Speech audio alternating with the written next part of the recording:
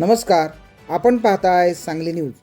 आमदार सुहास बाबर यांच्या या लक्षवेधीने द्राक्ष बागायतदारांचा मोठा प्रश्न निकाली निघणार। महाराष्ट्राचे अर्थसंकल्पीय अधिवेशन मुंबई येथे सुरू आहे। या अर्थसंकल्पीय अधिवेशनात खानापूर आटपाडीचे आमदार सुहास बाबर यांनी द्राक्ष बागायतदारांसाठी लक्षवेधी मांडत शासनाचे लक्ष वेधून घेतले। तसेच आखाती देशांमध्ये युद्धाचे सावट असून त्याचा फटका निर्यातदार द्राक्ष बागायतदारांना बसू शकतो, त्यामुळे या द्राक्ष बागायतदारांसाठी आर्थिक मदत व्हावी। तसेच यंदा अतिवृष्टी व निर्माण झालेली युद्धजन्य परिस्थितीमुळे आलेल्या अडचणी व झालेले नुकसान भरून येण्यासाठी सरसकट कर्जमाफी व्हावी अशी मागणी केली। त्याचप्रमाणे खानापूर तालुक्यातील भिवघाट येथे द्राक्ष संशोधन केंद्र उभारण्यात यावे, त्यासाठी लागणारी जागा उपलब्ध करून देण्याची तयारी असल्याचे त्यांनी सांगितले। या द्राक्ष संशोधन केंद्रासाठी तातडीने निधीची तरतूद करावी अशी ही मागणी विधानसभा अध्यक्षांकडे केली। पाहुयात आमदार सुहास बाबर यांची अर्थसंकल्पीय अधिवेशनातील लक्षवेधी। सांगली जिल्ह्यामध्ये सगळ्यात जास्त द्राक्षाचं उत्पन्न हे माझ्या मतदारसंघात होतं, त्यामुळे माझं बोलणं खूप महत्त्वाचं होतं।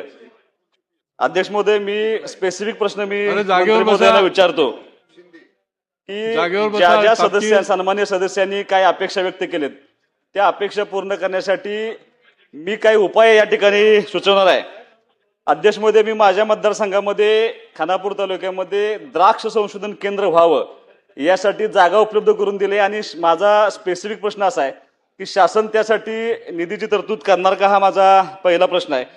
रोयो मंत्र्यांना माझा एक विनंती आहे की त्यांनी आता सांगितलं की द्राक्षाची लागण हे आम्ही रोजगार हमीमध्ये त्याचा समाविष्ट करतोय। माझी तुम्हाला एक विनंती साहेब अशी आहे की माझ्याकडं काही नगरपंचायत आहेत, जी छोटी गावात पण नगरपंचायतमध्ये त्याचं रूपांतर झालंय, तर त्या नगरपंचायती हद्दीमध्ये रोजगार हमीच्या माध्यमातून द्राक्षाची लागवडची योजना त्या नगरपंचायत हद्दीमध्ये राबवण्यासाठी आपल्याकडून सकारात्मक प्रयत्न व्हावे अशी माझी विनंती आहे।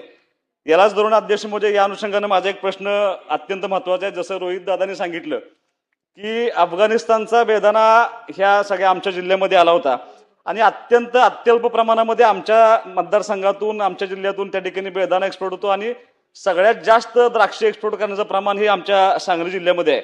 अध्यक्ष महोदय, आधीच जुलै ऑगस्ट 2025 मध्ये जी अतिवृष्टी झाली होती त्याच्यामुळे द्राक्षाचं उत्पन्न अत्यंत कमी प्रमाणात झालं होतं। 50% पेक्षा जास्त द्राक्ष बागा आमच्या फेल गेल्या होत्या। एकरी 3 ते 5 लक्ष आमचा त्या ठिकाणी खर्च असतो। सांगली जिल्ह्यातून साधारणपणे 1500 कंटेनर निर्यात केले जाते, यामध्ये आपल्या देशाला प्रचंड मोठं परकीय चलन मिळत असतं।